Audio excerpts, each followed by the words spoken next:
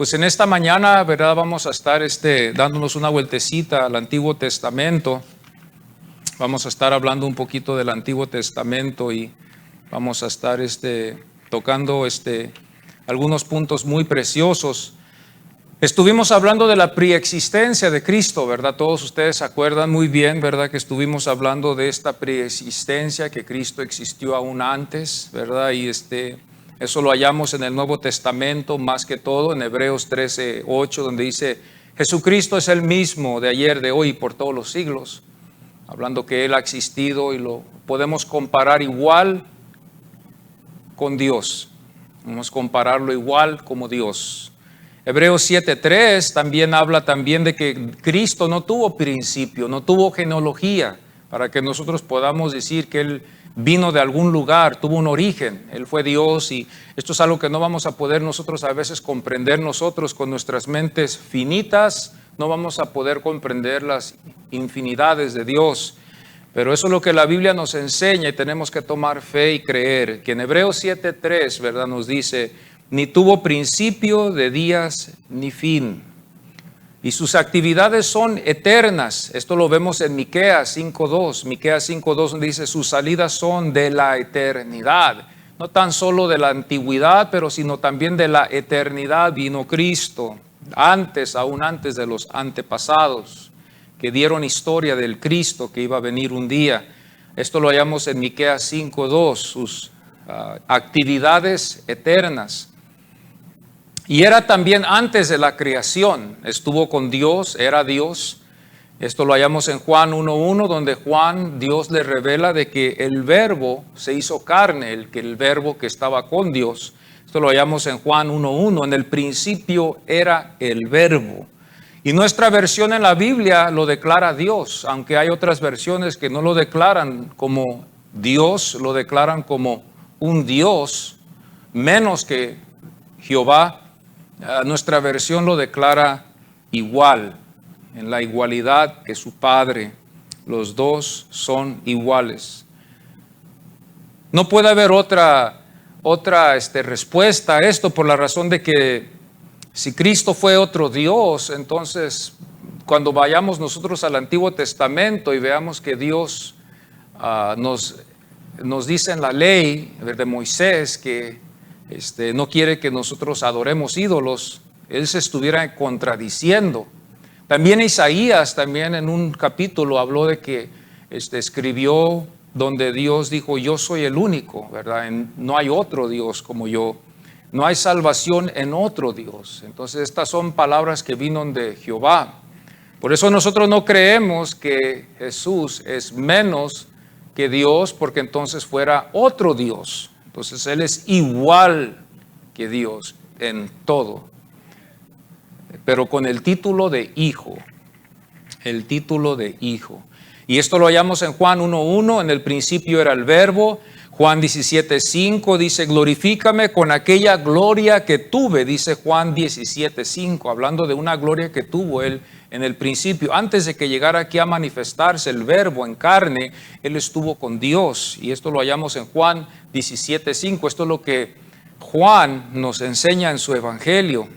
También Juan 8:58, Cristo también hizo una declaración entre los hombres, entre los religiosos, entre los fariseos y los escribas. Les dijo, antes que Abraham fuese, yo soy. Todo tiene que ver con su preexistencia, ¿verdad? Que Él no tuvo principio, Él es igual que Dios, estuvo activo en la eternidad y podemos nosotros confiar en este Cristo de la gloria. Este es el que fue predicho por los profetas. Las profecías son confirmaciones que nos ayudan para que cuando vengan esas tormentas, esos tiempos de duda, que todos pasamos por tiempos de duda, todos podemos hallar la medicina en las profecías y hallar ese consuelo y esa paz que nos puede dar de no buscar en otro lugar, sino que confiar en Cristo. Vamos a estar ahora hablando de las profecías, ¿verdad? Como dije, Más después, yo creo que el año que venga, porque vamos a tocar varias profecías en el libro de Isaías, vamos a hablar de la oscuridad en los años de Cristo, donde no se habla mucho en la Biblia, en su edad, donde Él tuvo quizás en su juventud, vamos a decirlo así, o antes de su ministerio. Vamos a tocar ciertas áreas y vamos a tratar de desarrollar esos pequeños versículos que quedan y tratar de profundizarnos en lo que la Biblia nos puede enseñar concerniendo los años de oscuridad, donde no hay mucha luz y no sabemos nosotros, ¿verdad? En verdad lo que estaba pasando. La Biblia nos da testimonio, pero tenemos que buscarlo. Tenemos que buscarlo. Y después al final estaremos viendo nosotros también su ministerio que Él tuvo en los últimos años. Es bueno saber y conocer más de Cristo.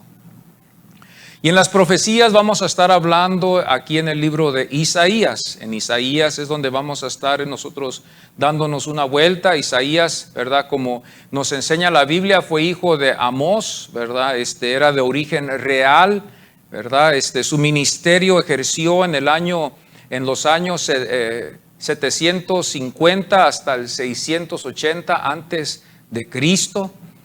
Tuvo 70 años de ministerio como profeta, vamos a decirlo, no sabemos cuántos años se ha de haber lanzado, ¿verdad? O Dios lo haya usado a él, ¿verdad? Pero 70 años estuvo de escritor escribiendo estas profecías de estos años del 750 hasta el 680, antes de Cristo.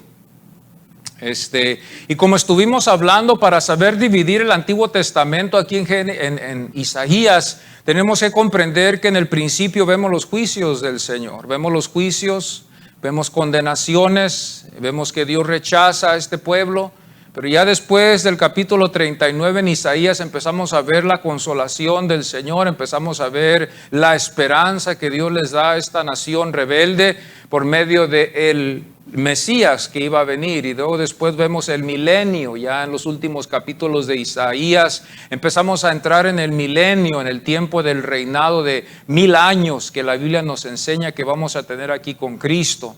Los que han creído en Cristo Jesús estaremos aquí reinando por 1000 años en la tierra con Él, después de que Él regrese, ¿verdad?, en su segunda venida y libere a su pueblo de la esclavitud del anticristo. Ahí terminará el tiempo del gentil, donde el gentil, ¿verdad?, ha reinado desde Nabucodonosor. Desde Nabucodonosor Dios le ha dado ese lugar al gentil de reinar en esta tierra, y ha habido varios reinos, ¿verdad?, como hemos visto en la Biblia, que han existido y que Dios ha concedido que tengan poder. Pero cuando Cristo venga en su segunda venida, se dice que eso ya va a terminar y vamos a entrar en el reinado milenial, de 1000 años, donde Cristo estará reinando y estará aquí en la tierra por 1000 años. Y luego después de eso va a venir el juicio del trono blanco. Los que no quisieron nada con el Señor serán levantados de los sepulcros, del mar, después de los 1000 años que reinemos con el Señor. Esto es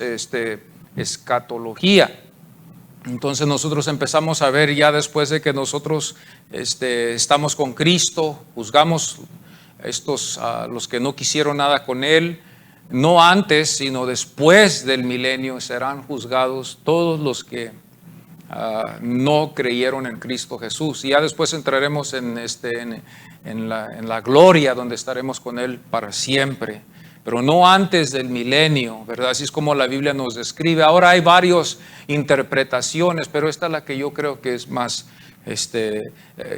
válida, ¿verdad? Y que yo puedo confiar en ella un poquito más que las otras interpretaciones, porque vemos que hay varias interpretaciones.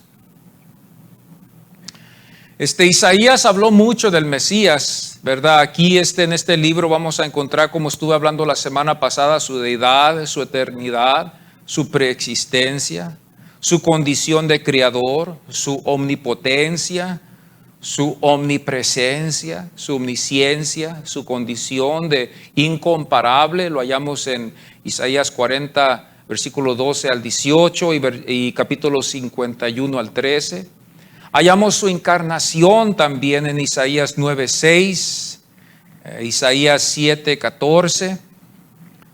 Su sujeción y juventud de Nazaret, la hallamos también en Isaías 7:15, capítulo 9, del versículo 1 al 2. Su condición de siervo del Señor, ungido como tal, lo hallamos en Isaías 11:2. Vemos que Él trae contentamiento a los que al que lo eligió. Vemos esto en Isaías 42:1. Vemos que también sus actividades son pacíficas, Esto lo hallamos en Isaías 42:2, su bondadosa y suave manera de servir, Isaías 42:3. Vemos su obediencia que supera todas las obediencias. Él nos mostró y nos dejó el ejemplo cómo debemos de obedecer. Y es una forma de adoración. Yo creo que es más expresiva y mucho más mejor que la adoración que tenemos nosotros en el culto. Yo creo que la mejor adoración a Dios sería en obedecerlo, en la forma en que vivimos, hablamos, nos conducimos, criamos a nuestras familias, las decisiones que tomamos. Todas esas cosas son actos de adoración. Son mucho más, yo creo, mejores que los actos de solamente levantar nuestras manos, solamente llorar y dejarnos llevar por algunas emociones que sentimos. Esas adoraciones se pueden comparar con Israel, cuando Israel llevó sus ofrendas y Dios estaba ya disgustado con sus ofrendas. Hermanos, escuchemos esto bien. Dios estaba ya disgustado con las ofrendas que ellos llevaban. Ya estoy hasta aquí. El Señor decía de ver sus ofrendas. Yeden, no me agradan. ¿Por qué? Porque ellos no estaban obedeciendo la palabra del Señor. Ellos estaban haciendo al contrario. Entonces esto es lo que pasó, ¿verdad? Bendito sea Dios. Yo creo que la mejor adoración sería la cuando podemos adorar al Señor, ¿verdad? Con nuestras vidas. Bendito sea Dios. Y todo esto lo empezamos a hallar en Isaías y empezamos a darnos cuenta, ¿verdad? Que en Isaías empezamos a fijarnos bien, ¿verdad? De lo que está pasando. El nombre de Isaías también, por si no lo sabíamos, ¿verdad? Yo creo que sí, significa Jehová es salvación. Su nombre significa Jehová es salvación. Y Isaías, ¿verdad? Por medio de los teólogos, ¿verdad? Que han estudiado la palabra de Dios, no por mí, sino por los teólogos que vinieron muchos años después, que llegaron, ¿verdad? En la Reforma y durante la Reforma, lo llamaron el profeta evangélico, porque estaba hablando mucho de Cristo. Y nosotros no vamos a poder hallar a Cristo en los evangelios, al menos de que primero leamos el Nuevo Testamento. Cuando nosotros nos fijamos bien en el Nuevo Testamento y nos damos cuenta en los evangelios de Mateo, ¿verdad? De Marcos, de Lucas, empezamos nosotros a fijarnos bien la vida de Jesús y empezamos a después, hermanos, entender el estilo de su vida y empezamos a poder compararla en el Antiguo Testamento. Se ha dicho, ¿verdad?, que no todo en el Antiguo Testamento se va a hallar Cristo. No podemos tampoco forzar a Cristo en la palabra. Él va a resaltar en las áreas donde, hermanos, Él está. Hay muchos que han querido forzarlo y meter, ¿verdad?, a Cristo aquí, meter a Cristo acá. Pero Cristo va a resaltar en áreas en los libros del Antiguo Testamento y debemos de dejar que la palabra de Dios haga que resalte Cristo, porque así va a estar más precioso, porque va a ser una sorpresa y al mismo tiempo vamos a ser bendecidos, Entonces hay una parte, ¿verdad?, de juicio en Isaías. Y la otra parte es de consolación. Son dos, es dividido en dos. Se ha dicho que Isaías no es el autor original de todo este libro de Isaías, que había varios autores que tomaron el lugar. Isaías quizás escribió 20 capítulos y después otros escribieron otros capítulos, pero que se lo dieron a Isaías en total para que Isaías tomara el honor, ¿verdad?, y la honra de que él escribió todos estos capítulos. Y cuando nosotros estamos hablando de profecías, hermanos, queremos nosotros ver y notar también y ver a Moisés, que fue uno de los primeros profetas que podemos ver en el Antiguo Testamento, que Israel aún hasta esta fecha lo respetan. Moisés fue el que comenzó esto de la profecía, fue el primero que profetizó del Mesías. Lo hallamos en Génesis, por ejemplo, porque él también fue el que compuso estos 5 libros de Génesis, Éxodo, Levíticos, Números, Deuteronomio. Estos fueron libros que él escribió, que él compuso y puso en orden a través de la ayuda de los que estaban con él y a través de todo lo que Dios le reveló. Moisés tuvo ese privilegio. Entonces nosotros podemos decir que Moisés fue el primer profeta que hubo, es lo que se cree. Y él habló del porvenir de este Mesías que iba a venir más después. Moisés, cuando nosotros nos fijamos bien, entendamos esto bien, ¿verdad? Que Moisés fue uno de los mayores profetas. Aún hasta Jesús habló de él. Cuando nosotros vamos, antes de entrar a Isaías, nomás para darnos una vueltecita al nuevo, si usted quiere anotarlo, quiere ir a su Biblia, usted puede hacerlo, ¿verdad? Aquí en Juan capítulo 5 nos damos cuenta donde Jesús estuvo hablando con estos hombres religiosos. Juan 5.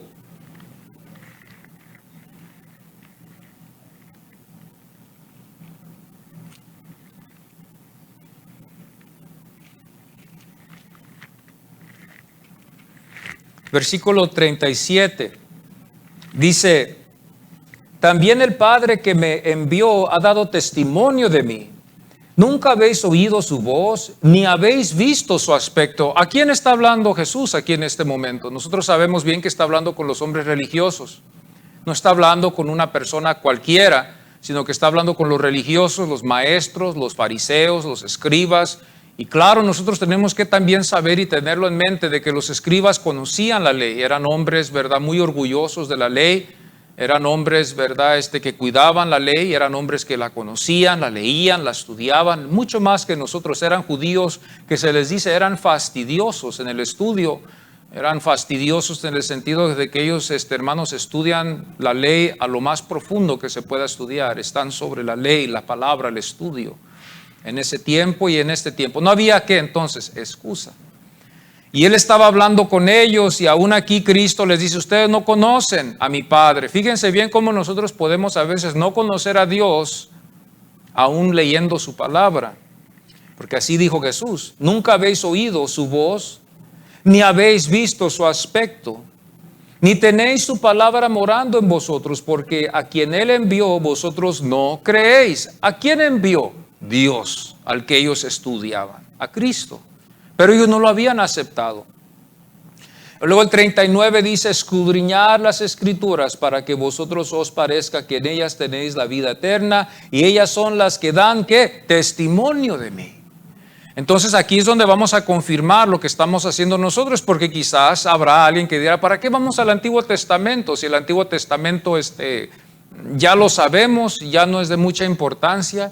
Tenemos que ver que el Antiguo Testamento es también importante, ha sido canonizado para defender nuestra fe de que Cristo Jesús es el Hijo de Dios. Porque si no tuviéramos el Antiguo Testamento como apoyo o fundamento, no tuviéramos nosotros una certeza y una seguridad fija y segura de que Cristo es el Mesías. Por eso el Antiguo Testamento es importante de tenerlo. Y aquí vemos nosotros que Cristo es lo que dice, escudriñad las Escrituras porque a vosotros os parece que en ellas tenéis la vida eterna y ellas son las que dan testimonio de mí. Una cosa muy interesante que también vemos aquí, hermanos, es que también en el capítulo 45 y el 46 dice, no penséis que yo voy a acusaros delante del Padre. ¿Hay quien os acusa? Moisés. Moisés, en quien tenéis vuestra esperanza. Fíjense, ellos tenían la esperanza en quién, en Moisés. Pero aún Moisés, cuando ellos vayan a estar delante de Dios, él los iba a condenar, si lo podemos decir así, porque no creyeron. Ellos decían que creían en Moisés, pero estaban mintiendo, ¿O no veían ellos de que Moisés había dado testimonio de quién? De Cristo.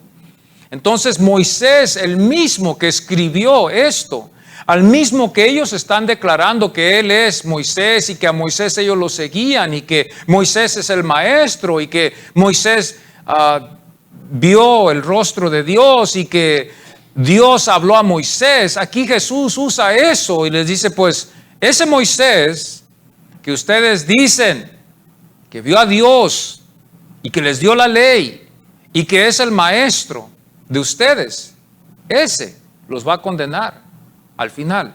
¿Por qué? Porque Él escribió de mí. Él escribió de mí. Ellos mismos se iban a condenar. Por eso muchas de las veces tenemos que ver estas cosas con mucho cuidado. El 46 dice, porque si creéis a Moisés, me creeréis a mí, porque de mí escribió. Pero si no creéis a sus escritos, ¿cómo creéis mis palabras? Ahí los agarró en un lugar de juego de palabras, si lo podemos decir así.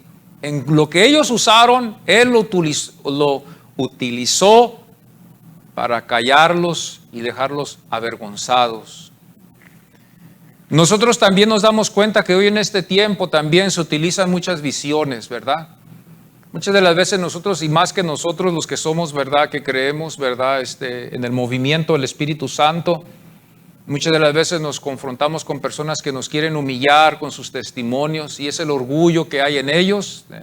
Yo tuve una experiencia con Dios, yo siento la presencia de Dios, Dios se me apareció en una visión, Dios se me apareció en el cuarto, ¿verdad? Vemos estos testimonios, ¿verdad? Entre nosotros los evangélicos y más en la rama del pentecostalismo y los carismáticos, de que tuvieron experiencias con Cristo y que subieron al cielo y que fueron al cielo, que muchas de las veces son mentiras, pero que ellos utilizan estas para engañar a la gente y hablarles mentiras.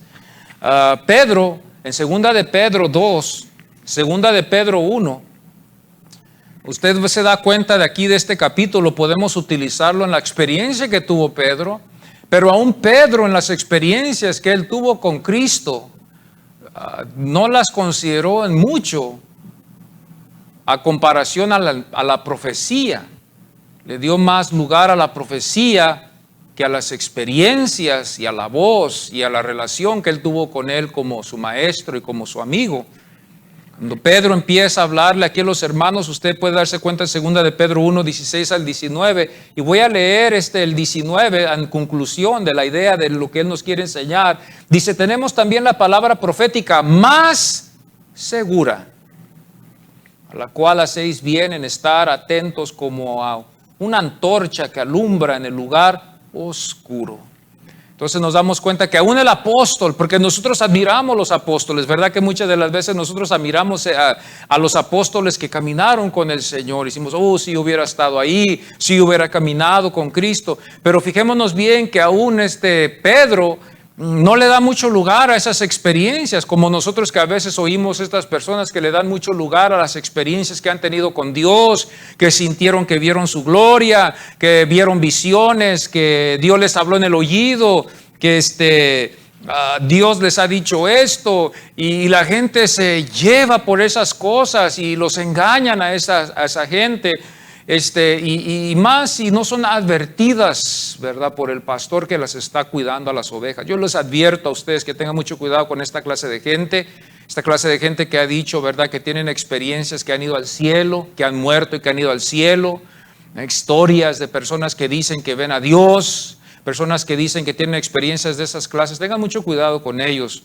Porque la Biblia nos enseña muy claro y aún a eso lo hace menos cuando vemos la profecía. Muchas de las veces nosotros menospreciamos más la Biblia que las experiencias, ¿verdad? Muchas veces le damos más lugar a las experiencias. Yo tengo más experiencia, yo he tenido más experiencias con Dios, pero tenemos que nosotros siempre ver que si nosotros nos sujetamos a lo que dice la Biblia, no nos queda de tener que obedecerla y creerla en lo que nos enseña. Entonces los apóstoles, y uno de ellos fue Pedro, ¿verdad? Le dio más lugar ¿a qué? Al Antiguo Testamento. Y nosotros deberíamos de también hacer lo mismo, ya que nosotros tenemos este precioso libro delante de nosotros, que todavía nos queda tener más tiempo con él, apreciando, apreciándolo y aprendiendo más de lo que la Escritura nos enseña, y más en estos tiempos. ¿Por qué más en estos tiempos? Porque en estos tiempos se ha desarrollado muchas falsedades. Muchas personas, ¿verdad?, están buscando ministerios, están viendo que no es mucha de importancia de saber lo que dice la Biblia, se basan en otras cosas. Hay una confusión tremenda, hermanos. Tenemos que tener mucho cuidado y perseverar en la palabra de Dios y estar conscientes en lo que estamos haciendo para la honra y la gloria del Señor. La semana pasada estuvimos, ¿verdad?, dándonos cuenta, ¿verdad?, que a veces pensamos que conocemos a una persona, pero en realidad muchas de las veces nos equivocamos, ¿verdad? Nos equivocamos a veces pensando, oh, yo la conozco a este hermano, yo lo conozco bien, lo conozco por muchísimos años, y más cuando tenemos convivios fuera de la iglesia, visitamos a la persona, ¿verdad? Hay una relación como amigos. Pensamos que a veces conocemos bien a esa tal persona, pero a veces nos podemos equivocar. Y cuando nos equivocamos, hermanos, ¿verdad?, qué chasco nos llevamos, ¿verdad? Cuando nos realizamos de que en verdad no conocemos a esa persona como pensábamos. Nos equivocamos. O sea, a veces nos equivocamos. Y podemos equivocarnos también en conocer a Cristo. Podemos equivocarnos también en conocer a Cristo. ¿Qué Cristo yo quiero conocer? Yo quiero conocer al Cristo que está en los evangelios. Yo quiero conocer su carácter, lo que le gustaba al Señor, lo que le gusta al Señor, lo que no le gusta, lo que no le agrada al Señor. Yo quiero saber qué es lo que le gusta al Señor y tratar de agradarlo en las áreas que a Él le agradan a Él, ¿verdad? Y corregir esas áreas y controlarlas, ¿verdad?, lo más posible. Y no es fácil, no lo vamos a poder hacer en una reunión, toma tiempo. Una de las cosas que yo creo por qué es muy importante de conocer a este Cristo es que imagínese que no conozcamos al verdadero Cristo. Y usted piensa que usted conoce al verdadero Cristo, cuando llegue usted a la presencia de Él, ya no va a haber oportunidad de regresar para atrás. Ya no va a haber oportunidad de decir, bueno, permíteme regresar para atrás la cinta y empezar otra vez de nuevo. Porque ya ahorita, este día, se nos está dando la única oportunidad para este día de conocerlo un poquito más. Y será muy triste para esas personas que pensaron que conocieron a Cristo. Va a haber muchos, miles y miles y miles y miles de almas que pensaron que conocieron a Cristo. Aún ya no están aquí con nosotros ya. Ya partieron a la eternidad, pero no conocieron al Cristo que está aquí en la palabra. Ellos conocieron a un Cristo, pero no es el Cristo que nosotros tenemos que creer en Él. Ese es el peligro. Y con ese temor tenemos que tener más precaución y más cuidado en conocer al Cristo que está en la Biblia. No inventar un Dios ni inventar a un Cristo que nosotros queremos. Podemos equivocarnos y llevar un riesgo tan grande. El riesgo será de perder nuestras vidas por toda la eternidad. Nos va a costar por toda la eternidad una lamentación eterna. Si yo pensé que conocía a Cristo, pero no lo conocía. Ahora en el capítulo 50 de Isaías, vamos a ir a nuestras Biblias.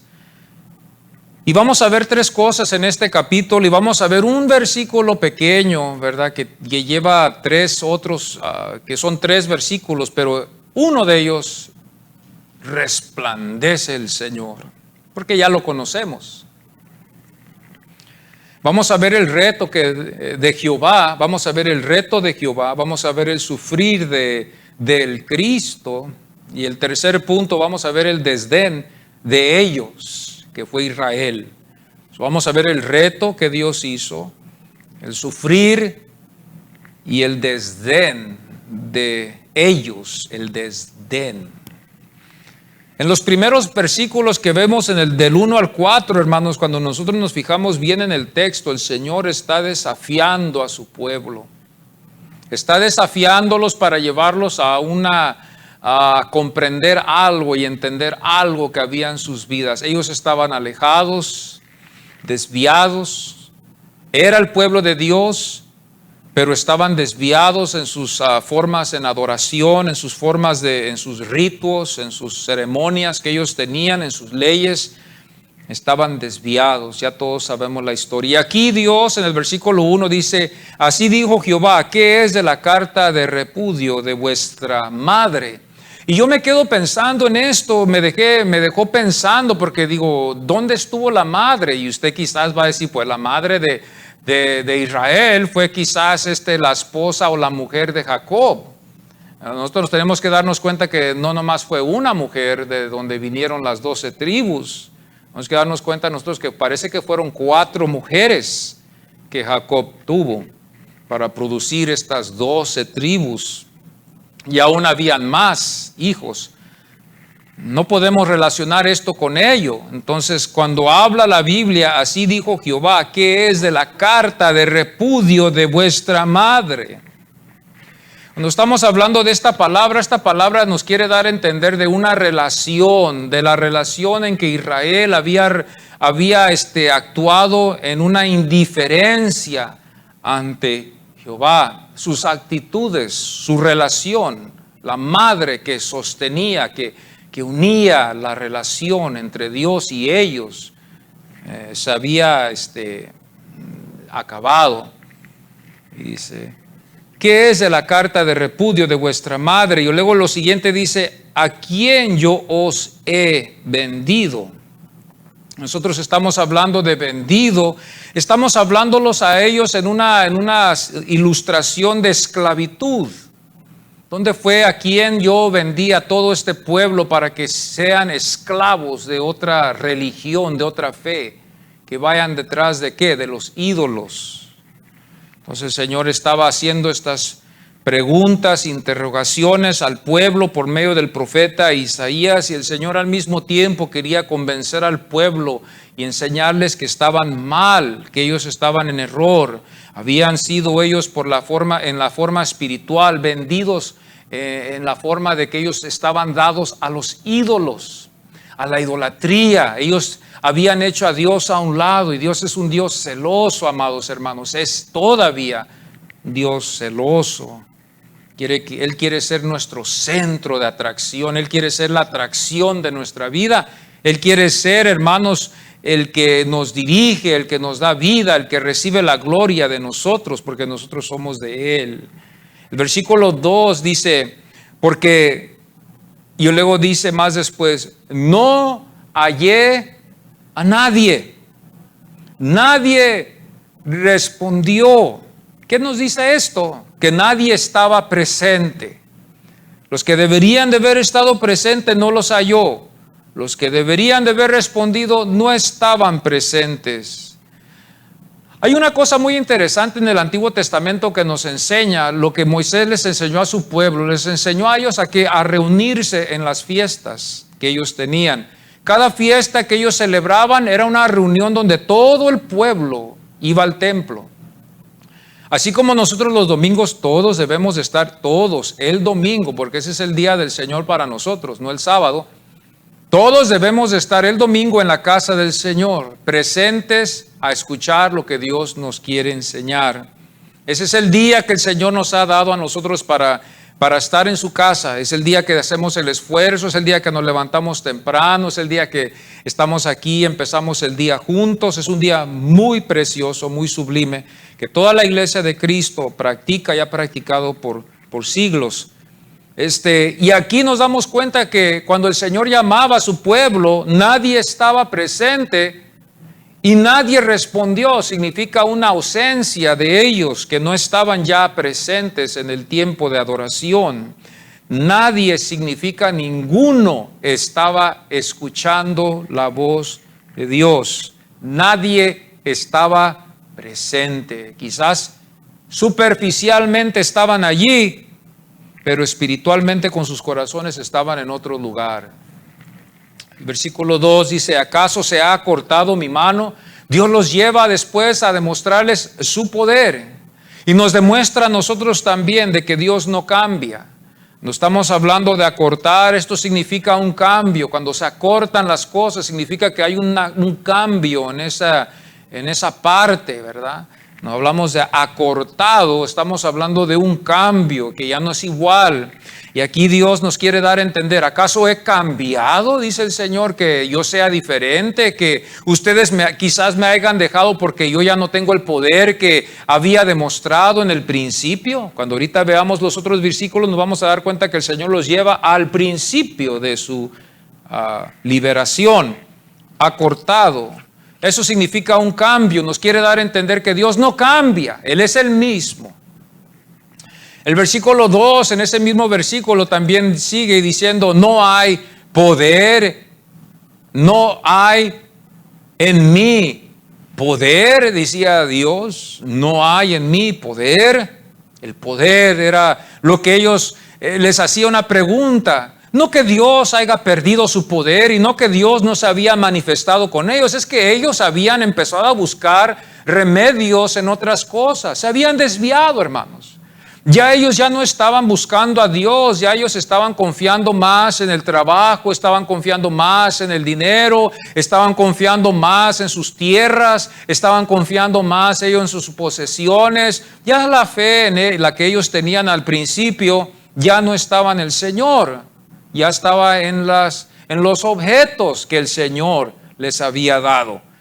El poder de Jehová no se había acabado, hermanos. Se había acabado el interés en ellos por Jehová. Pero el poder de Dios no se había acabado. Lo que se acabó ahí fue el interés del pueblo en Jehová. Y así pasa. En el versículo 2 dice, hago secar el mar.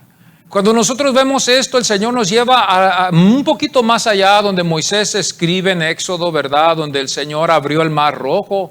Cuando nosotros nos fijamos bien, esto puede ser un ejemplo donde el Señor abrió el mar rojo, que quedó de testimonio de mostrar a ellos, a los descendientes de estos antepasados que vieron esta gloria, llevarlos a ese lugar para que ellos pudieran entender que Dios había partido el mar rojo para que ellos pudieran recibir la redención que Dios estaba manifestando. Este fue el principio de su redención, porque ustedes se pueden acordar, hermanos, que ahí es donde ellos salieron de Egipto. Si el Señor no hubiera abierto el mar rojo, ahí se hubieran quedado ellos y todavía hubieran estado ahí esperando. Si Dios no hubiera abierto el mar rojo, ellos no hubieran podido llegar al desierto. Fíjense bien en esto. Y si ellos no hubieran llegado al desierto, nunca hubieran llegado a la tierra prometida. El desierto. Dice el versículo 2, y parece que yo creo que aquí fue donde fue Josué, porque dice, los ríos en el desierto, sus peces se pudrieron, mueren de sed. Estamos hablando de un río que se seca. Yo creo que aquí nos está enseñando el Señor el río Jordán. Aquí nos está enseñando, que parece que en la historia nos enseña que hay varios ríos que componen el río Jordán para hacerlo uno. Son varios ríos que se componen para hacer un río en el Jordán. Entonces yo creo que aquí el Señor habla del río Jordán, donde también Josué pudo cruzar con el pueblo también, y el Señor partió ese río, y ese río era ancho. Entonces aquí es donde yo creo que el Señor también los lleva también a recordar el mar, recordar que también el Jordán, para que ellos pudieran entender lo que les dice en ese mismo versículo donde dice, no hay en mí poder. A veces nosotros tenemos que ver el día de ayer para tener la victoria hoy. Siempre acordémonos de lo que el Señor ha hecho en nuestras vidas en el pasado para que nos dé aliento. Ya que nosotros a veces padecemos de dudas, ¿verdad? Todos padecemos de dudas. Ya quizás Dios ya no me va a ayudar, ya quizás Dios ya no me va a sanar. Quizás Dios tiene otro plan, amados hermanos, pero nunca nos olvidemos del testimonio, de las experiencias que hemos tenido con el Señor. Aquí el Señor los lleva con las experiencias que Dios había hecho con ellos en el Mar Rojo, como también en el río Jordán. Cuando usted está leyendo este capítulo 50, vemos en los primeros versículos del 1, el 2, el 3, el 4, nos fijamos bien aquí en los desafíos de Jehová, el reto que Dios hace a su pueblo, los empieza a interrogar, ¿verdad? Para llevarlos llevarlos a un lugar, a ellos espiritualmente, a regresar para atrás a Él. Hasta la fecha todavía no han regresado para atrás. ¿Por qué digo yo esto? Porque ellos han rechazado a Cristo. No es que yo esté en contra de esta nacionalidad, pero al momento que ellos aceptan a Cristo es al momento que ellos aceptan a Dios. Es que Jesús dijo, yo estoy en el Padre y el Padre está en mí. El Padre hace que yo hago también.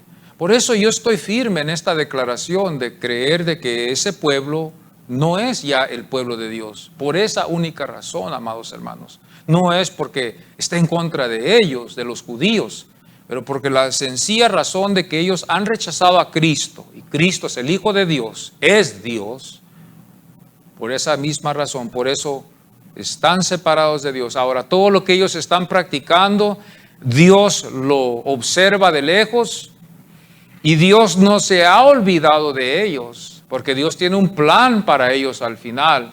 Pero ahorita el plan se está desarrollando por medio de su iglesia y no toda la iglesia. Yo estoy hablando, cuando hablo de iglesia, amados hermanos, usted y yo podemos cerrar nuestros ojos, como dijo una vez un predicador, y imaginarnos a toda la iglesia, ¿verdad? Yo no estoy hablando de toda la iglesia, amados hermanos, porque hay algunas que están en la iglesia, en el cuerpo, que están desviados. Yo estoy hablando de un remanente que Dios tiene en la iglesia, un remanente que tiene Él en la iglesia, que le obedece, que le sirve, que lo escucha, que son leales a Él, porque eso es lo que Dios está buscando. Muchas veces hemos nosotros tomado esta interpretación en interpretar de que ya porque tenemos a Cristo, podemos ¿qué? Serle infieles a Dios. Pero Dios no ha cambiado, hermanos, Él sigue igual. No podemos nosotros excusarnos con eso. Hay muchos que dicen, ya tenemos a Cristo, ¿verdad? Y por eso, y que aquí, y que allá, y bueno. El versículo 3 dice, visto de oscuridad los cielos. Cuando vamos al versículo 3 dice, visto de oscuridad los cielos. Y vamos otra vez a Éxodo y vemos nosotros que Dios oscureció el día para los de Egipto, para demostrarles a ellos que Él estaba con su pueblo. Jehová oscureció el día de los egipcios para salvar a los hijos de Jacob. Y no voy a decir a los hijos de Israel, porque todavía Dios no les había dado su nacionalidad. Dios todavía no se había unido con ellos en matrimonio. Ellos se unieron en matrimonio, nosotros lo creemos así, nos han enseñado así, de que ellos fueron unidos en matrimonio cuando ellos se reunieron en el monte Sinaí. Al momento que ellos recibieron la ley de Moisés, Dios se casó con ellos y ellos se casaron con Él, hicieron un pacto y era ya su pueblo. Ellos estaban todavía, no habían entrado en matrimonio. Lo único que Dios estaba haciendo, yo creo aquí, estaba cumpliendo en la promesa que le había hecho a Abraham de casarse con sus hijos, de ser el Dios de su descendencia, pero todavía no se había casado con ellos, hasta más después. Visto de oscuridad, dice el versículo 3, visto de oscuridad los cielos. Y luego habla también de silicio, su cubierta. Estamos hablando de que Dios tiene ese poder para hacer esto, para la salvación de su pueblo. Y vamos a brincar a lo mejor ahora. Cuando nosotros vamos al versículo 6, lo primero que vemos aquí va a ser a Cristo. Lo primero que vamos a ver aquí va a ser una imagen de Cristo. Vamos a ver el Evangelio de Mateo, vamos a ver el Evangelio de Juan, vamos a ver el Evangelio de Marcos, vamos a ver el Evangelio de Lucas. Y vamos a regresar, nosotros aquí nos va a llevar Isaías en un transporte espiritual, si lo podemos decir así, ¿verdad? En ese tiempo llevarnos a un evangelio, a los evangelios que se iban a escribir, cuando dice, di mi cuerpo a los heridores. Di mi cuerpo a los heridores. Cuando nosotros empezamos a fijarnos bien en esto, si no conocemos nosotros los evangelios, vamos a decir, ¿qué es esto? ¿Qué significa esto? Esto yo no lo comprendo. ¿Esto qué es? ¿Este es el profeta Isaías? ¿Este es el pueblo de Israel? ¿Este es un rey? ¿Quién es este que dijo, di mi cuerpo a los heridores? Está escondido ahí esto. Pero ahí está una profecía de la muerte, del castigo, de la pasión de Cristo que Él iba a pasar. Él dio su cuerpo para salvarnos. Lamentaciones 3:30 habla de la mejilla, dice, di la mejilla al que le hiriere. Miqueas 5:1 dice, con vara herirán en la mejilla, con vara herirán en la mejilla. Vamos a Mateo 5:39, aunque no es así, pero yo creo que aquí el Señor nos está dando un vistazo a lo que va a pasar más después. No es, yo creo, para que nosotros digamos aquí el Señor nos mostró algo, pero en su castigo que Él recibió, pero esta era la doctrina del Señor. El versículo 39 dice, pero yo os digo, no resistáis al que es malo, antes al cualquiera que te hiere en la mejilla derecha, vuélvele también la otra. Esta era la doctrina del Cristo, de la gloria. Aunque sean malos, ¿fueron malos los que lo castigaron a Él? Claro que sí. Fueron hombres que no tuvieron compasión del Señor. Fueron hombres que lo castigaron como si hubiera sido un animal. Lo castigaron a Él como lo más peor que pudiera haber sido. Yo creo que le tenían más respeto ellos a los animales que tenían ellos a su alrededor, a los caballos y a los animales que tuvieran a su alrededor. Más compasión y misericordia que al Hijo de Dios cuando lo golpearon. Entonces cuando Él dice, di mi cuerpo a los heridores, aquí estamos viendo a Cristo cuando fue herido. En el Evangelio de Mateo 25:67, vamos otra vez y dice, entonces le escupieron en el rostro y le dieron de puñetazos y le abofeteaban.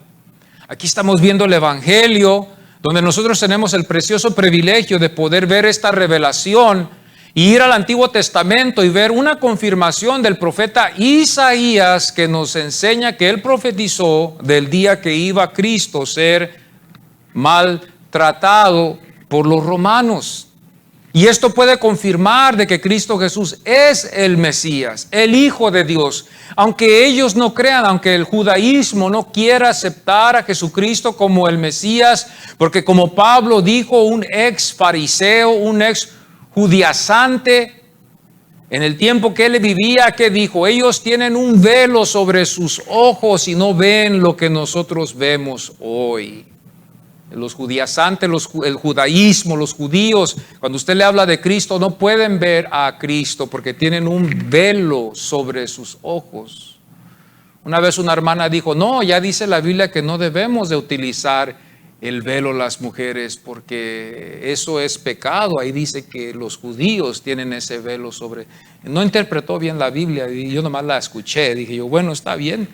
Dije, si usted sí quiere creerlo, pero no era lo correcto. No estaba bien dicho.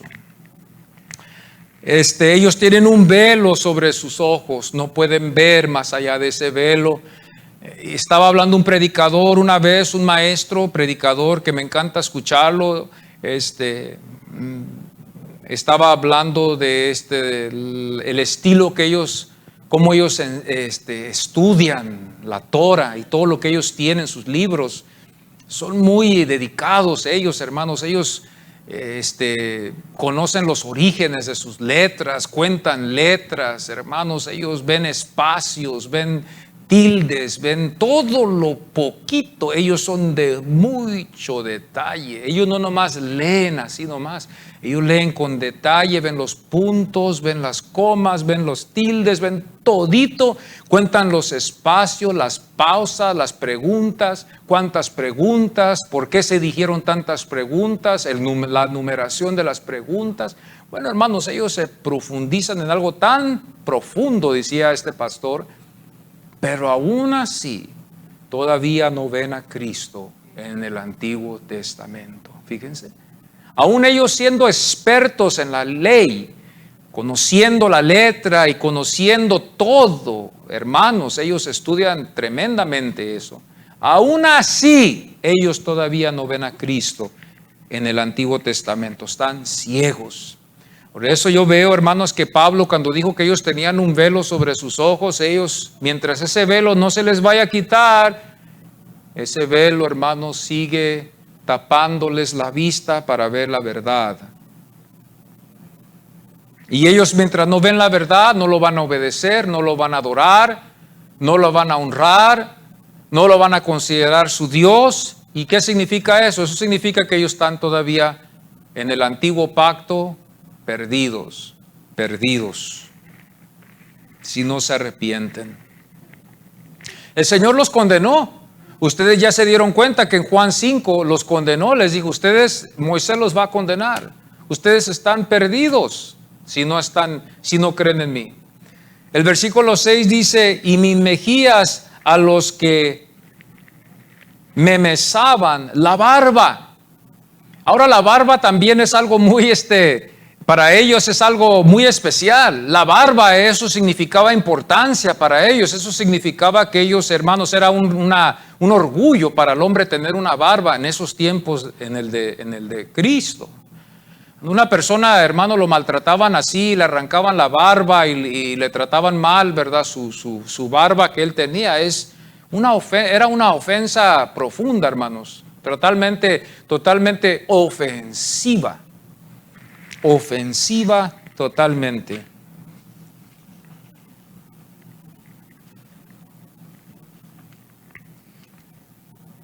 Pero aún así, dice la Biblia, no escondí mi rostro de injurias y de esputos. Fíjese bien, hermanos, aquí estamos hablando de alguien querer, hermano, escupirle a usted, pero escupirlo de lo más profundo de lo que ellos tienen. Esos hombres no se retenieron en escupirle solamente saliva, sino de lo que salía de ahí, ellos se lo escupieron al Señor en su cara. Aquí estamos viendo el evangelio donde el Señor fue, antes de ir a la cruz, estamos viendo un evangelio donde el Señor nos demuestra la grande misericordia que nos tiene. Porque por esos hombres todos hubiéramos podido haber pagado. Por esos hombres todos pudiéramos haber sido condenados por el acto de perderle ese honor al Señor. Primero le arrancaron su barba, le perdieron el respeto allí, demostrándole a él que él no era nada para ellos. Esto estaba viniendo directamente de su nación, de su nacionalidad. Por eso significaba más. Venía de su nacionalidad. Ellos sabían lo que estaban haciendo, mas ellos lo hicieron, sabiendo la ley, conociendo los escritos de Moisés. Dios tuvo misericordia de ellos y Dios pudo tener, hermanos, si lo podemos decir así, pudo controlar su ira de no destruir ese pueblo al instante, pero lo destruyó más después. ¿Cuándo lo destruyó? En el año 70, cuando entraron el ejército romano entró a Jerusalén. Usted ha oído esta historia. Allí es donde Dios destacó su ira, que su Hijo Jesucristo les había dicho que no iba a quedar piedra sobre piedra, sino que todo ese templo iba a ser derrumbado. Ese día, hermanos, se cuenta en la historia, aún en la historia, hermanos, en la historia secular de los que escribían historia en ese tiempo, que ese día fue un día terrible para ellos. Y desde entonces ellos no han podido restablecer su templo. Desde entonces, desde el año 70, no han podido ellos restablecer su templo hasta la fecha. Están pensando ellos en reedificar un tercer templo y están en los trámites y tienen todos los utensilios y todo lo que se necesita para el templo y tienen el plano y tienen el plan para hacerlo y edificarlo, pero el lugar donde ellos lo quieren hacer, ahí está otro templo que es de los musulmanes. Y mientras ese templo esté ahí, ellos no van a poder edificar el templo que ellos desean edificar. ¿Cómo lo irá a hacer el Señor? No sé. Y entonces en el versículo 6, esto es lo que nos empieza a enseñar. Y ya vamos a ir más adelante, vamos a ver el desdén. Vimos nosotros el desafío de Jehová, vimos el siervo sufriente, donde lo vemos sufrir, donde vemos que le arrancan la barba, lo golpean en la mejilla. Nos damos cuenta nosotros ahí que aún así fue valiente y no se escondió a los golpes, sino que puso su cara para que le dieran. Fíjese, nosotros los escondemos. Si alguien nos tira un golpe en la cara, vamos a tratar de no dejar que el impacto sea tan fuerte. Mas Jesús no escondió su rostro. Fíjense, qué cordero, qué precioso, qué lindo. Todo para salvarnos a nosotros en la cruz. El precio, lo que nosotros necesitábamos ver pagado, Él lo pagó para nosotros. A nosotros, a mí.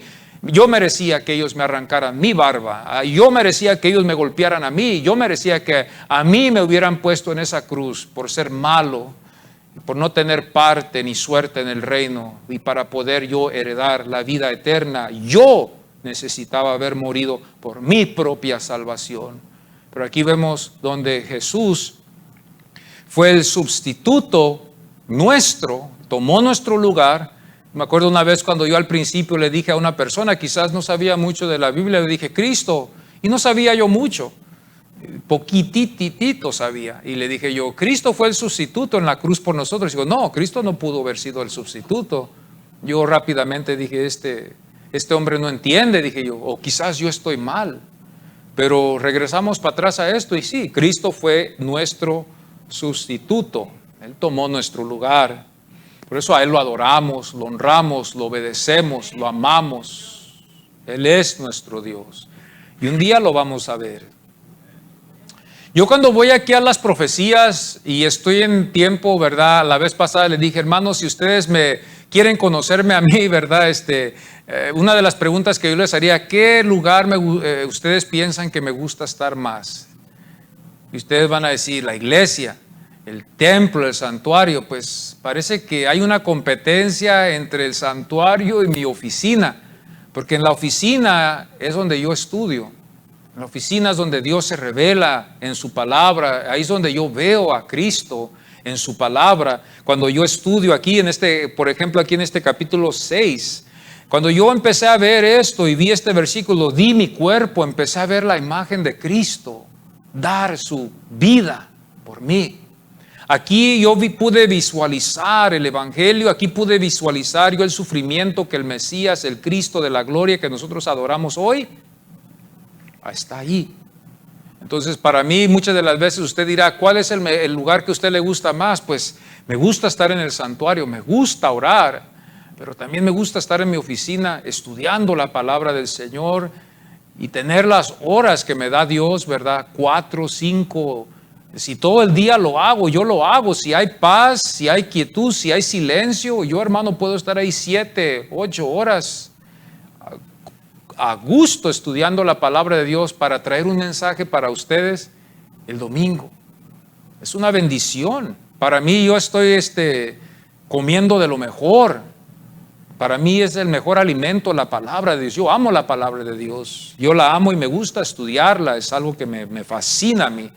Y es muy importante que nosotros también, no que yo sea, pero es muy importante que la iglesia tenga buenos maestros. Porque si tiene malos maestros, la iglesia va a estar mal.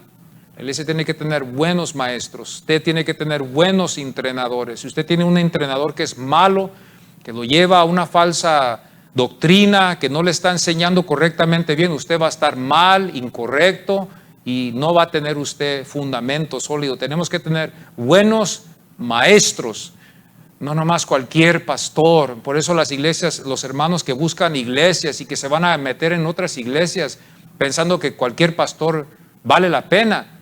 Bueno, entonces yo le digo, le deseo suerte, porque quizás se vaya a topar con uno que es haragán, uno que no le gusta estudiar, uno que ya está muy acostumbrado a lo que él tiene y no está buscando, y ya está conforme.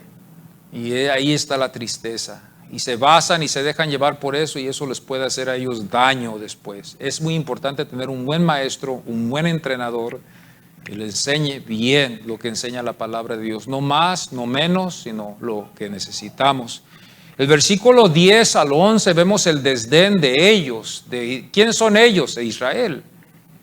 Dice, ¿quién hay entre vosotros que teme a Jehová y oye la voz de su siervo? Ahora estamos hablando del profeta.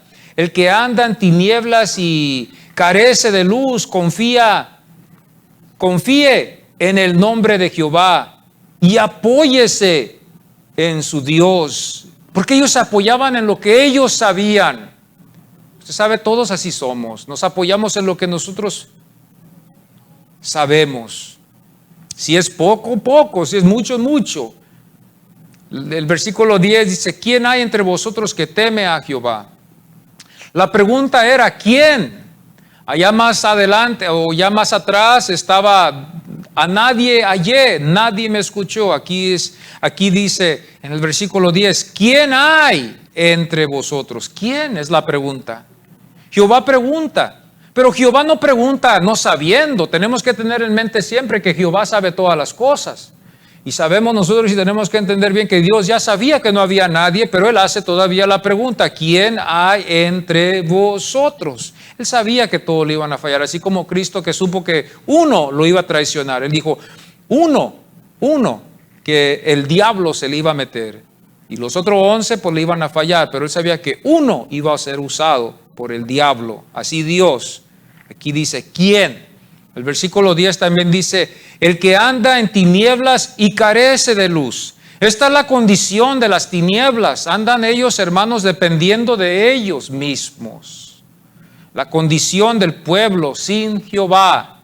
Andan ellos en tinieblas y carecen de una luz que Dios solamente puede producir.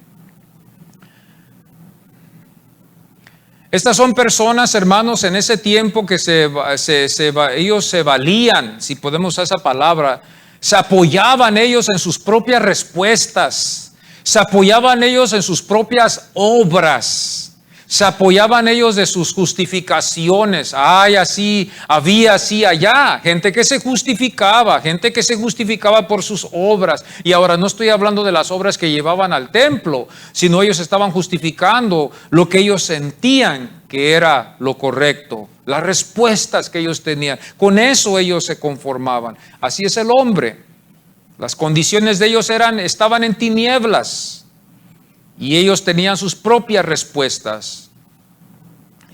Ellos tenían sus obras en las que se basaban.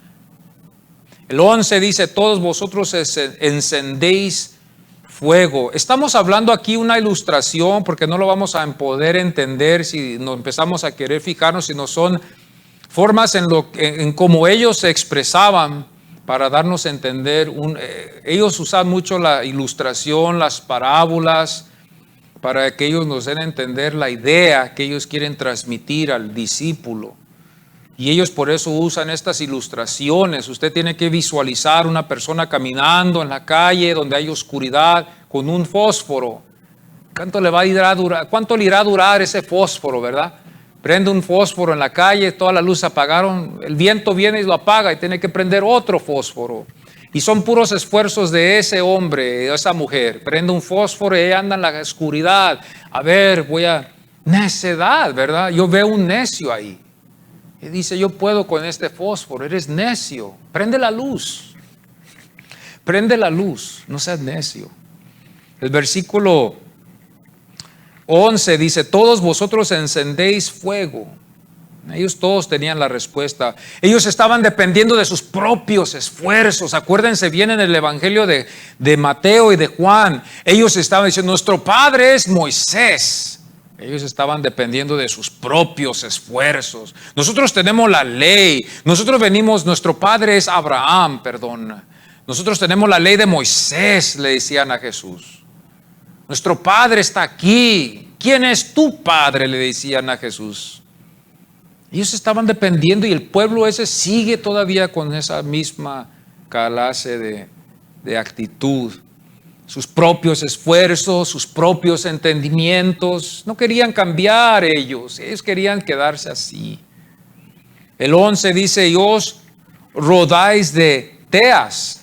¿Teas?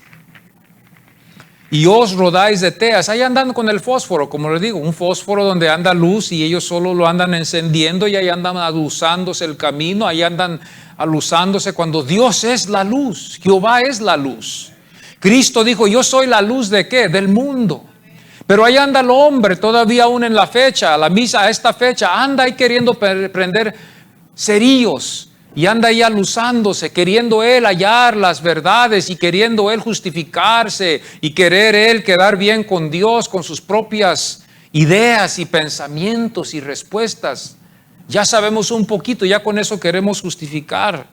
estas cosas. Y Dios ve al hombre así. Dichosos somos nosotros los que hemos recibido a Cristo y que Dios nos ha escogido, amados. Tengan siempre en mente en esto, que no es el hombre, sino es Dios el que nos ha escogido. Si estamos aquí presentes en este tiempo, tenemos que entender nosotros que nosotros somos dichosos, que Dios nos haya escogido, nos haya, hermanos, llamado, nos haya, hermanos, predestinado, como dijo Pablo, y nos haya glorificado en Cristo Jesús.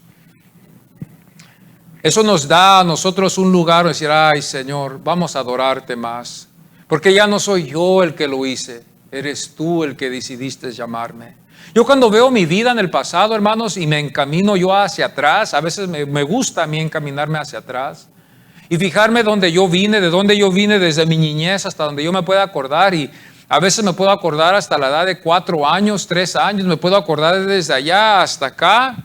Y puedo yo fijarme bien desde dónde vine, desde de allá de México, donde me trajeron hasta acá y estar aquí, vivir aquí, mis padres, su fidelidad que ellos tuvieron aquí en la iglesia, en la fidelidad, las pruebas, las luchas, en las subidas, en las bajadas, ellos estaban aquí presentes. Ahora, ¿qué hubiera pasado si ellos no hubieran permanecido aquí? ¿Qué hubiera pasado si ellos se hubieran ido a otra iglesia? Dios estaba dirigiéndolos a ellos y Dios ya tenía un plan para mí. Y yo me desvié y me fui y todas estas cosas empiezo a ver. Y Dios me dio una oportunidad de irme al mundo por 8 o 9 años, irme al mundo y perderme, experimentar y probar las cosas que habían allá. Y todavía en su grande misericordia me llama para atrás y me trae para atrás a sus pies. Y a una perfecta edad. A la edad de 24 años. A la edad de 24 años es cuando Dios me salvó, de verdad. Porque yo tenía experiencias con Dios. O sea, yo lo había aceptado cuando yo tuve 12 años una vez. Lo acepté. Y anduve viniendo a la iglesia, pero me desanimé como niño. Y otra vez me enfermé a la edad de 17, 16 años, me enfermé muy tremendamente, físicamente estaba muy enfermo. Y yo pensaba que yo ya me iba a morir y acepté al Señor, me reconcilié la palabra y estuve un ratito con Él, unos 6 meses y después me fui otra vez.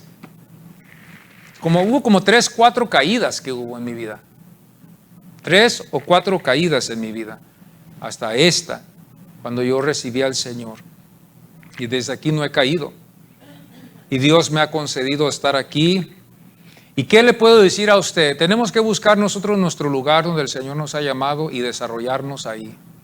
Busque su lugar donde el Señor lo ha llamado. Lo digo esto porque muchas de las veces muchos están en la iglesia y pierden el enfoque, se desaniman. Tenemos que utilizar de todo lo que tenemos, la palabra, buscar nuestro lugar donde vamos a desarrollar nuestros dones y talentos, esforzarnos para Él, si en verdad estamos sirviendo al Señor, y vamos a perseverar hasta el fin. Si no hacemos estas cosas y hay un toque de rebeldía que está en todos y no nos colocamos en el lugar donde Dios quiere que nos coloquemos y descuidamos lo que Dios quiere que descuidemos y nos hacemos los vivíos como que sabemos más que Dios, hay una posibilidad que nos vamos a desanimar al final. El que se hace muy vivo y se cree que él sabe más que Dios es el que sale perdiendo. Y a veces así nos pasa a todos. Y ahí es donde viene la condenación. El 11 dice el versículo: he aquí que todos vosotros encendéis fuego y os rodáis de teas. Andad a la luz de vuestro fuego, y de las teas que encendisteis. De mi mano os vendrá esto. Y cuando hablamos de mano, está hablando con el poder que yo tengo. Esto es lo que les voy a decir a ustedes, dijo el profeta. En dolor seréis sepultados.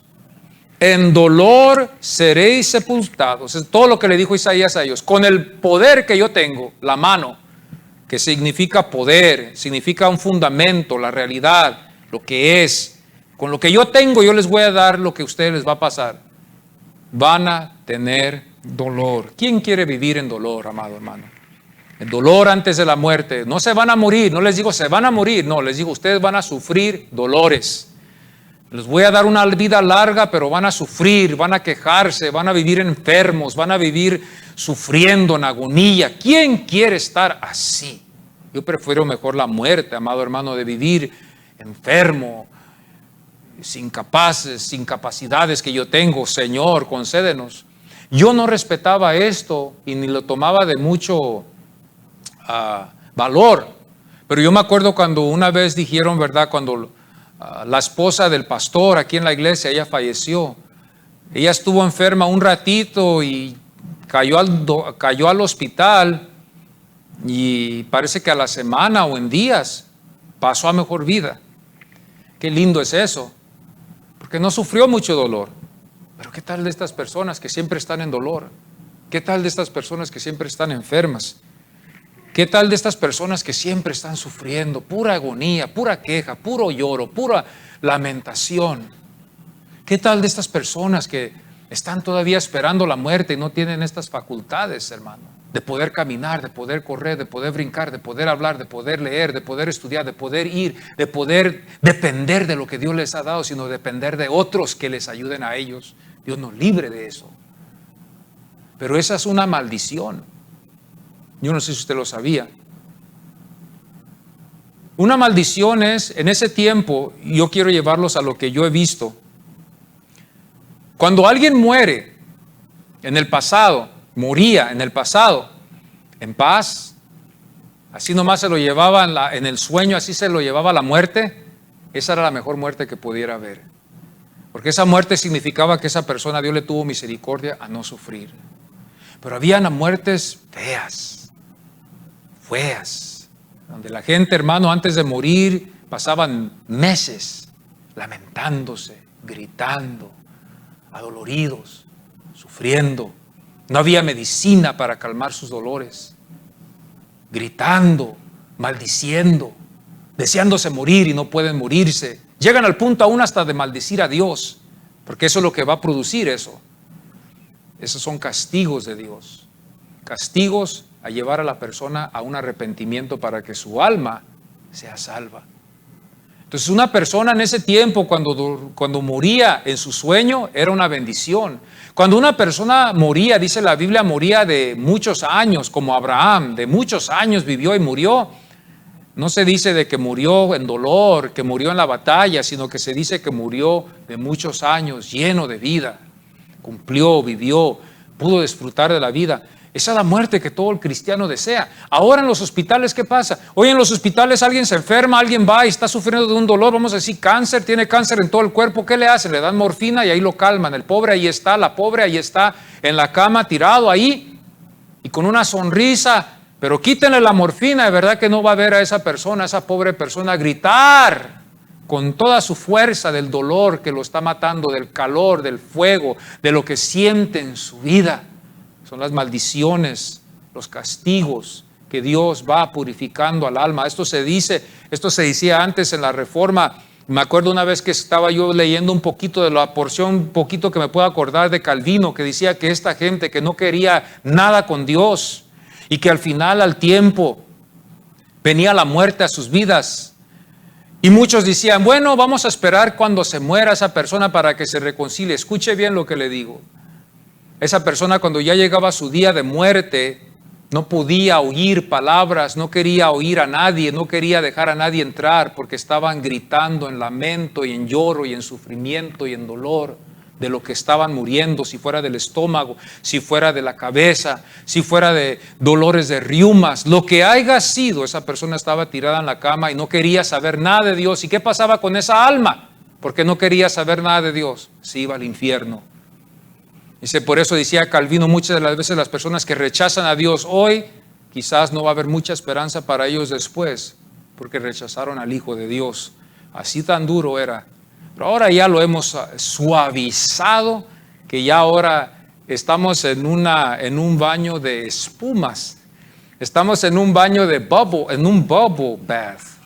Ya no estamos nosotros en un evangelio que deberíamos de estar. Ya ahora nos burlamos de Dios, ya ahora nos reímos de Dios, hermanos. Ya en la iglesia se burla de Dios, los del mundo se burlan de Dios, ya no hay temor para Dios. Dios no ve, Dios no conoce.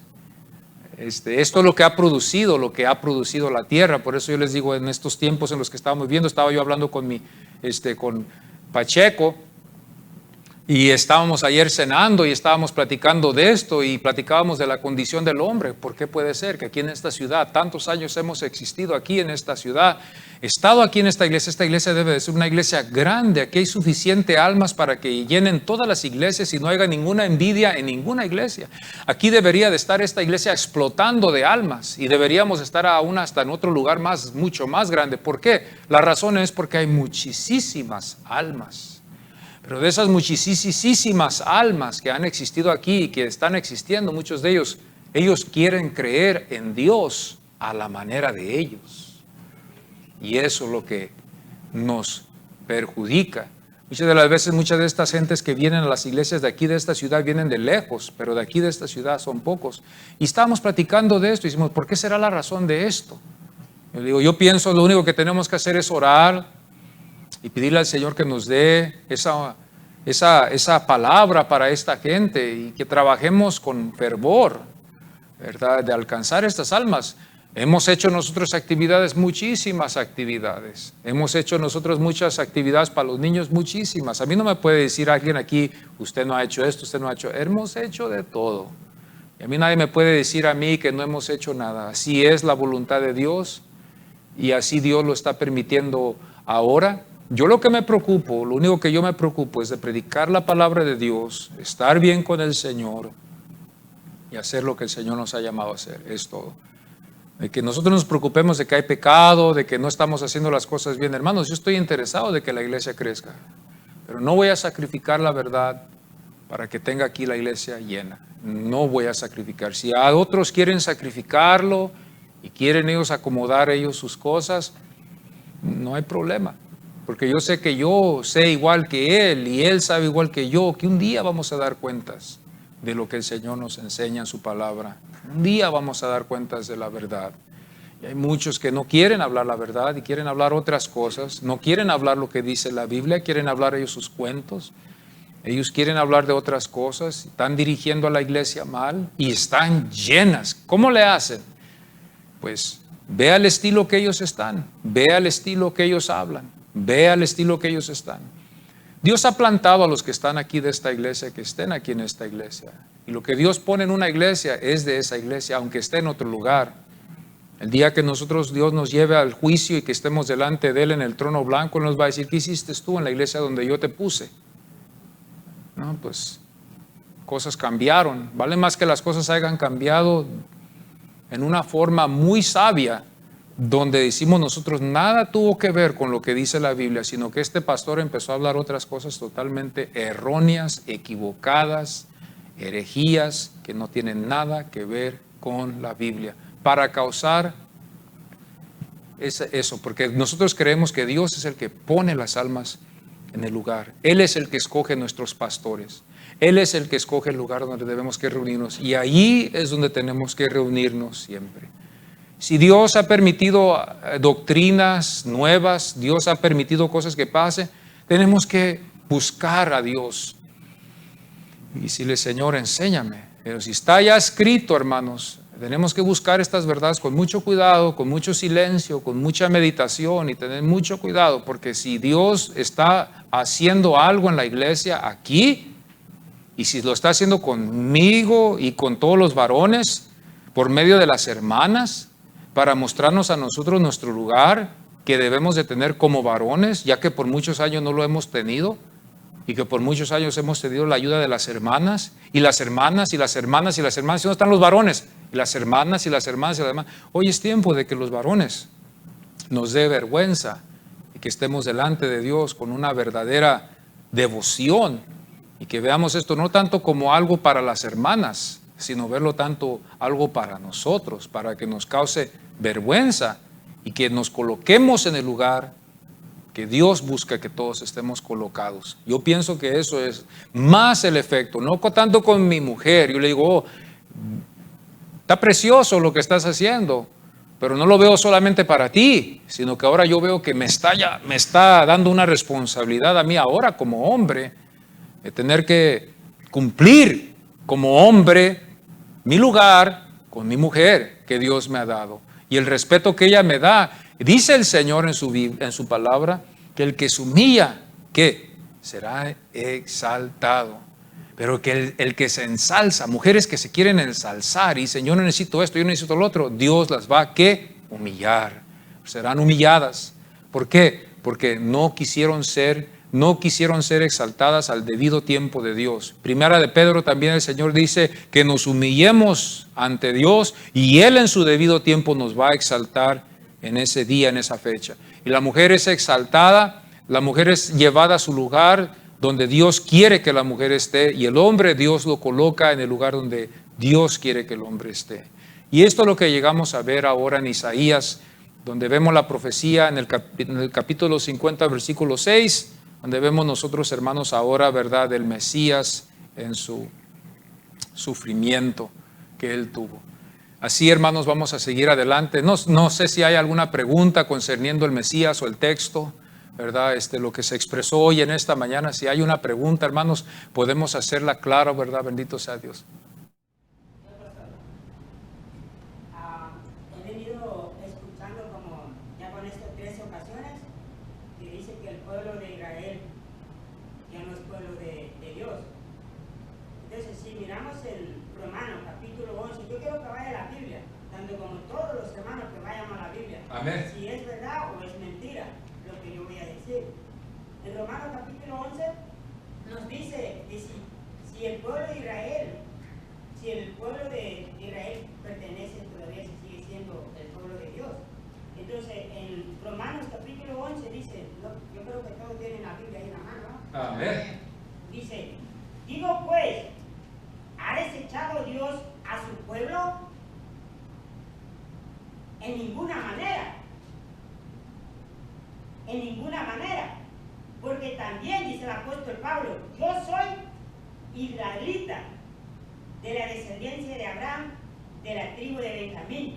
Amén. No ha desechado Dios a quién? A su pueblo. No lo ha desechado. Entonces, si vayamos más en Romanos capítulo 11, versículo 11, ahí nos habla más que dice que el pueblo de Dios ha tropezado, pero no ha caído. Caído, la palabra caído es para los ángeles, pero no para el pueblo de Amén. Dios. Entonces, cuando usted está hablando de desechado, ¿para usted qué significa eso para usted? La palabra desechar es desechar lo que no es bueno delante de Dios.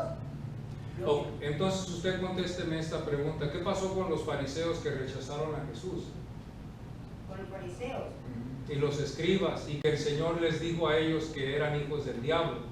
Exacto, generación de Biblia, le decía el apóstol Juan, también le decía, generación de Biblia tiene. ¿Qué significa eso, hermano, viniendo de la boca de Jesús? Que están huyendo. Que están huyendo. ¿Que están muriendo? Huyendo.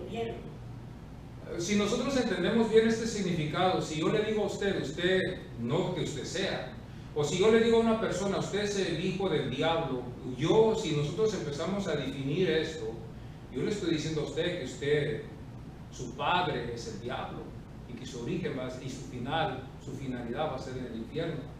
Ahora, esto vino de Jesús. Ahora, Pablo, lo que aquí nos quiere dar a entender, quizás necesitamos un poquito más explicación en esto. El pueblo de Israel no es salvo, al menos de que estén en Cristo. Ellos rechazaron a Cristo, lo han rechazado al Señor. Pablo lo que nos quiere dar a entender aquí, hermano, no es de que ellos no están condenados, sino aquí lo que nos quiere dar a entender es que Dios tiene un plan para ellos, que yo estoy en acuerdo, pero el plan no va a venir y no se va a desarrollar hasta que vean ellos a Cristo. Sí, eso es lo que dice en Romanos capítulo 11, versículo 8. Y si usted siga leyendo, amado hermano, siga leyendo del 2, siga leyéndolo hasta el 7, ya que usted está usando la Biblia, siga desarrollando el tema, desarrolle. Pero lo que yo quiero saber, lo que ha dicho el apóstol Pablo es bien claro, que Dios no ha desechado a su pueblo, no lo ha desechado. Sí, en el sentido de que no los ha desechado, en el sentido de... Es pueblo todavía, es pueblo de Dios, es la niña de sus ojos. No es el pueblo de Dios, hermano. Es pueblo de Dios. No es el pueblo de Dios en el sentido porque no están en Cristo. Entonces, si usted dice que es el pueblo de Dios, usted está haciendo dos pactos, y aquí es donde traemos la confusión. Porque si nosotros estamos hablando de que Dios tiene un pacto con Israel y Dios tiene un pacto con la iglesia, entonces Dios está haciendo dos caminos. Entonces aquí estamos hallando la salvación en dos caminos. Escúcheme bien. Y entonces estamos viendo aquí dos medios de salvación. Entonces nosotros nos está dando el lugar de confundirnos. Y por eso viene usted que Pablo dijo, Dios no es un Dios de ¿qué? De confusión. Dios es un Dios que hizo un camino y lo hizo por medio de su Hijo. Si el pueblo no quiere creer en Él, ellos mismos se condenan, porque ellos, hermano, Pablo aún lo dice así tan sencillamente en Gálatas. Vamos a Gálatas. Ahora usted usó la Biblia en Romanos, vamos a Gálatas con el mismo escritor y vamos a ver lo que nos enseña aquí. Y agradezco de que usted ha abrido esto y que ha sido valiente, porque me gusta que esto hayan hablado. Me gusta. En el capítulo 4, aquí usa Pablo, dice la Biblia, una alegoría. Bueno, ya se sabe. Ni inglés ni en español, pero aquí. Decidme lo que queréis estar bajo la ley, ¿no habéis oído la ley? Porque está escrito que Abraham tuvo dos, uno de la esclava y el otro de la libre. Aquí entonces nos está dando un ejemplo de dos, ¿ok? Pues de la esclava nació según la carne, y esta es la nación de Israel, la carne, la nacionalidad. Ellos no son salvos por su nacionalidad, pero dice más, el de la libre por la promesa, la cual es una alegoría, pues estas mujeres son los dos pactos, fíjese. El uno proviene del monte Sinaí, el cual da hijos para esclavitud. Esta es Agar, porque Agar es el monte Sinaí en Arabia y corresponde a la Jerusalén actual. Estamos hablando de lo físico, estamos hablando de la carne, de la nacionalidad, del orgullo, de la ley. Esto es todo lo que ellos tienen. Ahora, yo sé, hermano, que Dios tiene un plan para ellos, pero el plan para ellos hoy, para que ellos tengan el mismo plan con Dios como nosotros, ellos tienen que venir por medio de Cristo. Ellos no son el pueblo de Dios. Hermano, fuera de la Biblia nosotros nos podemos dar cuenta muy bien también el castigo. Ellos no tienen su lugar, ellos no tienen su templo. Eso nos demuestra que Dios está en contra de ese pueblo ahorita, porque rechazan al Mesías, al Hijo de Dios. Tenemos que nosotros entender bien, amados hermanos, que Cristo Jesús es Dios. Y si rechazamos ahora a Cristo Jesús, rechazamos a Dios. La ley, dijeron nuestros padres, Martín Lutero dijo, amado hermano, en la Reforma él dijo que la ley fue hecha para mostrarnos a nosotros que no íbamos a poder cumplirla, y por eso vino Cristo para cumplirla, para que nosotros podamos cumplirla en Cristo. Esa es la Reforma. Entonces cuando usted dice esto, está viendo lo que usted está diciendo. Y yo entiendo el celo que usted tiene. Creo que el pueblo de Israel es el pueblo, va a ser. Es el pueblo de Dios, Israel. Porque ahorita, lo voy a poner así, ahorita Israel no está haciendo lo que no está haciendo lo que Dios quería que hiciera. Ahorita lo está haciendo la iglesia.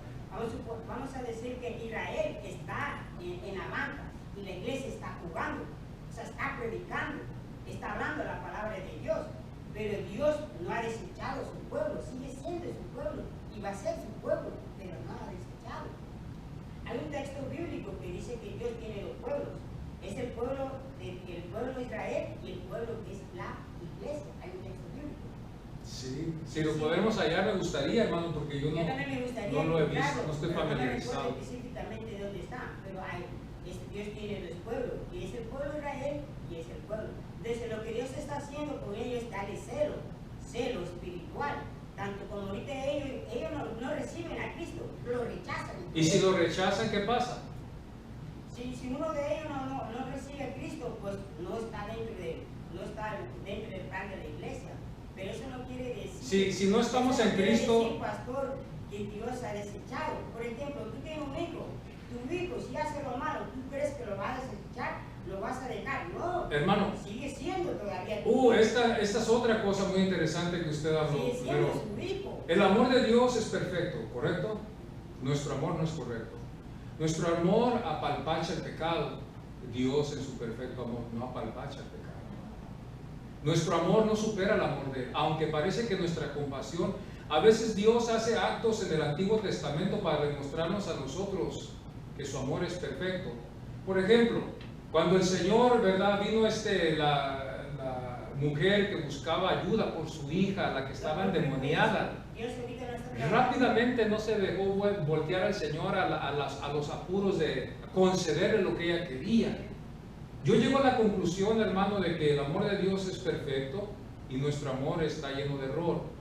Por esa razón nosotros nos confundimos y pensamos, ¿cómo puede ser? Si yo amo tanto a mi hijo, Dios no va a amar tanto a este pueblo. Y ahí es donde nosotros nos podemos confundir. No podemos relacionar los dos amores. Ni el amor de la madre se puede relacionar con el amor de Dios, porque el amor de la madre supera el amor del padre en algunos casos, pero no es perfecto como el de Dios. El de Dios es perfecto y es único y es santo. Entonces lo que usted dice, la ilustración que usted usó, está bien en un sentido, pero no podemos comparar. El pueblo de Israel está todavía en la banca, pero se va a terminar el tiempo de la iglesia. Sí. ¿Y quién entra a jugar? Israel. Otra cosa, las bancas, creo, si usted usa las bancas, está diciendo, sí. Es bíblico, porque Dios no ha desechado a su pueblo. Tenemos que leer más la Escritura, tenemos que estudiar más y saber lo que Dios está hablando. Es su pueblo, no dejará de ser su pueblo, no dejará. A pesar de que ellos hoy en día no reciben a Cristo. Ellos son salvos entonces. No son salvos. Y si no son salvos, ¿a dónde van? Ellos tienen que venir a los pies de Cristo para ser salvos. ¿Y si no son salvos? Al final van a ser salvos ellos. Contésteme esta pregunta, Manolo, ya terminamos con esto. Si no son salvos, ¿dónde van a ir sus almas? Si no son salvos. Deme una directa respuesta. Si no son salvos, ¿a dónde van a ir sus almas? Pues todos los que no son salvos van directamente al infierno. That's El it. infierno al fuego de azufre. Es todo lo que quería saber. Vamos a ponernos en pie, mis amados hermanos. Vamos a ponernos en pie y gracias, hermano, me encantó esa respuesta, esa pregunta y me gustó cómo desarrolló usted su plan. Me encantó eso. I love it.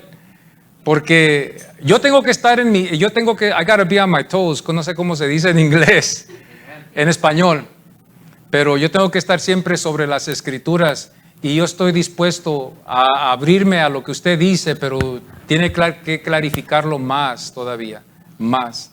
Vamos así a orar, hermanos, y vamos a pedirle al Señor que Dios bendiga este día, bendito sea Dios, y honrar al Cristo de la gloria. Padre, te damos muchas gracias, Señor, por Jesús, que vino, Señor, Padre, a morir en la cruz por nosotros.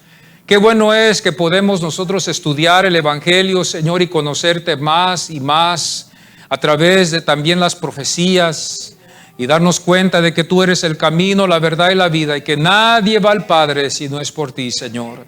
Te damos gracias que tú eres el único, Señor, y te damos honra y gloria porque nos has escogido. Qué privilegio tan grande.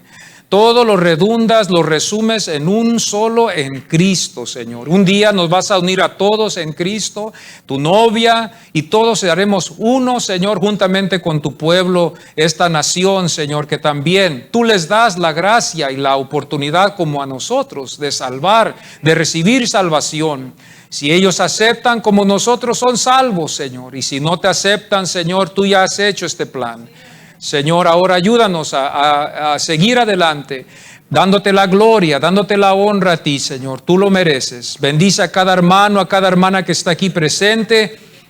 Afírmanos en el camino, afírmanos en la fe, afírmanos, Señor, para tu honra y tu gloria. Gracias te damos porque tú eres bueno, Señor, y misericordioso. Amén.